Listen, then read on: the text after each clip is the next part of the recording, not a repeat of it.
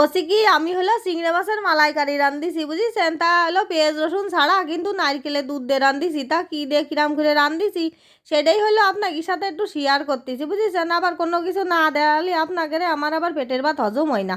তা যাই হোক, এই যে চিংড়ি মাছ কটা কিন্তু কাটিয়ে ধুইয়ে রেডি করে থুইছে। আর এতে খালি আছে কিন্তু জিরে বাটা, আদা বাটা আর ঝাল বাটা, শুকনো ঝাল গাছিকখানি দিছি বাটা।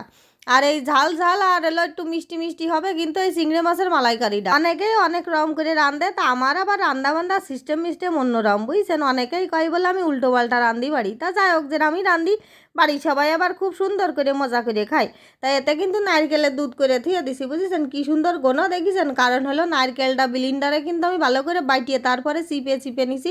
সেই জন্য বেশি একটু নারকেলও আছে, দুধও তো চিপে সব বেরোয় গেছে। আর যেটুক সাবড়া ছিল সব ফেলে দিছি।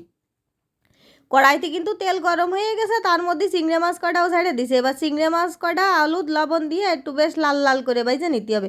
লাল লাল করে বাইজে নেবো কি, চিংড়ি মাছ তো তেলের পরে দিলে এমনি লাল লাল হয়ে যায় বুঝেছেন। ইয়ার লাল লাল করে বাজার কি আছে, তাই যে লাল লাল করে তো বাইজে নিচ্ছি। এই যে চিংড়ি মাছ কটা কিন্তু ভাজা হয়ে গেছে, আর একটুখানি বাইজে নিয়ে চিংড়ি মাছ কটা নামাই দিয়ে দেবো। আর চিংড়ি মাছ ভাজার পরে যে তেল থাকবে না, ওই তেলেই কিন্তু আমি আজকে চিংড়ি মাছের মালাইকারিটা রানবো। অনেকেই আবার কবেন কি, ওরে বাবা পেঁয়াজ রসুন ছাড়া আবার কিরাম করে চিংড়ি মাছের মালাইকারি। পেঁয়াজ রসুন ছাড়াও চিংড়ি মাছের মালাইকারি খাতি যে কি আস্বাদ লাগে। এ যদি একবার রাইন্দে খাইছেন তা আমি মানে একদম গ্যারান্টি দিই গতি পারি যে এরাম করে দৈনিক দৈনিক কমেন যে রাইন্দে খাবো বুঝেছেন। একবার হলেও চেষ্টা করে দেখতে পারেন। তাই যে তেলের পরে কিন্তু শুকনো জাল, তেজপাতা আর জিরে সম্বরা দিয়ে দিছি। আর ওদিক তো দেয়লেন যে চিংড়ি মাছ সব উঠোই দিয়ে দিলাম। এখন এই সম্বরা কয়টা আবার একটু খুন্তি দিয়ে নাড়াচাড়া করে দিচ্ছি যাতে একটু ভাজা হয়। আর এই যে বাইটিয়ে ধুইলাম যে মশলা, সেই মশলা টুকখানি দিয়ে দিলাম। এতে আছে হলো গলাম না আদা বাটা, আর হলো জিরে বাটা, আর হলো ঝাল বাটা, শুকনো ঝাল বাটা।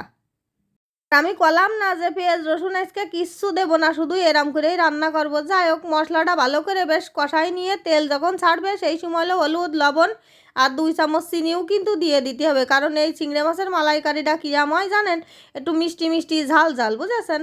ওই জন্য একটু চিনি দিলাম 2 চামচ। আর নারকেলের দুধ তো এমনি একটু মিষ্টি আছে। আর এই যে মশলাটা কিন্তু কষানো হয়ে গেছে, আর হলো তেল একটু একটু ছাড়তিছে। আর নারকেলের দুধেও কিন্তু অনেকটা তেল বেরোয়। আর এদিকে কিন্তু তেল আজকে অনেক কম দেওয়ার চেষ্টা করতেছি, নাই হলো সব কয় কি তেল বেশি হয়ে গেছে, তেল বেশি হয়ে গেছে। ওই জন্য একটু তেল কম দেওয়ার চেষ্টা করতেছি। খুব বেশি যে মানে সেই 1 আঙুল তেল বলে বাসে তরকারি রানলে আজকে আসলাম তেল বাসাই রানবো না। তা যাই হোক, চিংড়ি মাছ কটা কিন্তু ওই মশলার মধ্যে ডালিয়ে দিয়ে নাড়িয়ে চেড়ে ফাইন করে কষাতে হবে। বেশ একটু ভাজা ভাজা টাইপের হয়ে যাবে। এই যে ভাজা ভাজা টাইপের যখন হয়ে যাবে তখনই না অল্প একটুখানিক ওই জল না দিয়ে ওই যে মানে মশলাটা আর একবার একটু কষাতে হবে। তা জল তো আমি দেবো না আজকে, ওই যে নারকেলের দুধ করে দিয়ে দিছি, ওই নারকেলের দুধ অল্প একটুখানিক এর মধ্যেই দিয়ে দেবো। তাই যে ভাজা ভাজা বেশ হয়ে গেছে, এই যে অল্প একটুখানিক নারকেলের দুধ দিয়ে দিলাম, দিয়ে আবার একটুখানিক নাড়িয়ে ছাড়িয়ে এই নারকেলের দুধটুকু কিন্তু একদম শুকোই ফেলবো বুঝেছেন। শুকোয়ে মানে আবার একটু কষানো যারে কয় একটু কষাই নেবো, নেওয়ার পরে আর বাকি যেটুক আছে সেটুক দিয়ে দেবো। দেখেছেন কি সুন্দর রং হয়েছে। আর এরকম করে চিংড়ি মাছ রান্না করলে আমার মনুরা যে কী পছন্দ করে। এমনি কি একখান কথা জানেন, মানে মার হাতের রান্না কিন্তু দেখবেন সব ছেলে পেলেরই পছন্দ হয়। সেরামের আমার ওই ছেলে দুটো হয়েছে, মা যায় রান্ধে কয় যে মার তাই খাতি ভালো হয়। এখন কি আর করা, এই যে লাস্টে যেটুক হলো দুধ ছিল সেটুকুও কিন্তু দিয়ে দিলাম। আর হলো প্রথমে তো যে অল্প একটু দুধ দিলাম সেটুক তো কষাই ফেলাইছি। আর এদিকে বাকি যেটুক ছিল সেটুক দিয়ে এবার নাড়িয়ে চেড়ে ধুয়ে দেবো, ফুটতে হবে। এখন আর কোনো কাজ নেই, খালি ফুটিয়ে জল যেটুখানিক রাখবো সেইটুখানিক। আর এতে আবার ওই তেল টেলে মা গঙ্গার জল রাখলে কিন্তু ভালো লাগে না বুঝেছেন। এখন হলে একদম শুকনো শুকনো করে রানবানে তো এখন কি আর করা। আমাদের বাড়ির সবাই আবার একটু জল খাতি পছন্দ করে, তা রাইন্দে টাইন্দে নিয়ে কইলাম কি আজকে কিন্তু একটু শুকনো শুকনো করে খাতি হবে। তা এখন এই যে ঝোলটা কিন্তু একদম শুকোয় গেছে। আর এই মুহূর্তে কিন্তু এর মধ্যে কী দেবো জানেন, কয়টা হইলো কাঁচা জাল হইলো বুটা ছাড়াই ধুয়ে দিছি। এখন সেই কাঁচা জাল কয়টা এর মধ্যে ছাড়িয়ে দেবো, দিল্লি পরে কী হবে কাঁচা জালের একটা গন্ধ আসবে না, সে ফাইন কায়দার লাগবে না। আর এই যে দিয়ে দিছি কিন্তু সেই কাঁচা জাল কয়টা দিয়ে একটু নাড়িয়ে চাড়িয়ে এর মধ্যে আবার কি দিতে হবে জানেন, সামান্য একটুখানিক 1 চামচ দেবো। 1 চামচ মানে একদম চা চামচের হাফ চামচ হয়। কারণ ওই চামচটা না কৃষির সাথে যেন ফ্রি পাইলাম, সেই ছোট্ট একটা চামচ ওইটি হলো গরম মশলা দেওয়ার জন্যই রাখিছি। তালি পরে গরম মশলাটা অল্প অল্প করে তরকারিতে পড়বে না সেই জন্য ওই দেন, মানে চা চামচের হাফ চামচ গরম মশলা দিছি। খুব বেশি গরম মশলা দেবো না, বুঝেছেন। এবার গরম মশলা দিয়ে আই গেছে, আর 1-1.5 মিনিট একটু জাল দিবানে, জাল করে এইবার হলো নামাই থুয়ে দিবানে।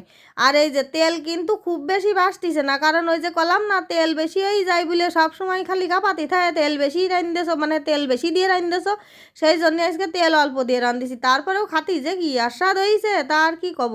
এই দেন একদম শুকনো শুকনো, এরম শুকনো শুকনো হলে কি হয়, এই অল্প একটু চিংড়ি মাছ আর অল্প একটুখানি জল নিয়ে ভাত মাখালি যে সুন্দর রং হচ্ছিল আর যে সুন্দর মাখানো হয়ে যাচ্ছিল, সেই স্বাদ হয়েছে। তা এখন এই যে চিংড়ি মাছ কাটা দেখিছেন, ভালো বড় বড় চিংড়ি মাছ, কিন্তু চিংড়ি মাছের খোসা ছাড়ালি পরে ভালো হয়, কিন্তু এই খোসা ছাড়ালি আবার মনুর বাবা কয় কি, এই যে চিংড়ি মাছের খোসার মধ্যে তেল জল যায়, এইটা খাতি নাই তার কাছে বেশি ভালো লাগে। তা জানি না, এখন যখন আমার পরিবারের জন্যই রাঁধবো তখন তাইগে রইলেও পছন্দ মতোই তো রাঁধবো। আর আমি যেহেতু খাই না, আমারও তো জ্বালা টালা নেই, ওরা যেরাম পারে সেরাম খাক গা, আর খাতি কিন্তু সেই স্বাদ হয়েছে। আর আমার এই ভিডিওটা যদি আপনাদের ভালো লেগে থাকে তাহলে কিন্তু অবশ্যই লাইক কমেন্ট শেয়ার করবেন আর সাবস্ক্রাইব করবেন। সবাই ভালো থাকবেন, টাটা।